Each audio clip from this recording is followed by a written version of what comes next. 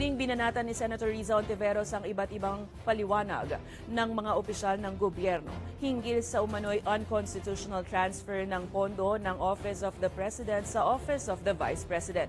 Ayon sa mambabatas, hindi na malaman kung sino ba nagsasabi ng totoo dahil paiba-iba ang inilalabas na paliwanag.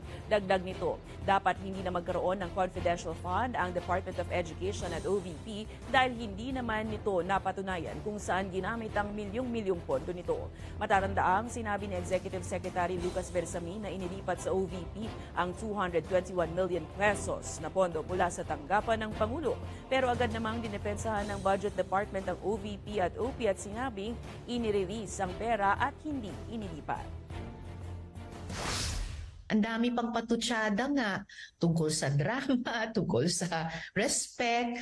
Simpleng usapin ito and what is being asked for is plain and simple accountability. And if you can't give that at the outset, then probably there's something not right or maybe there's something wrong.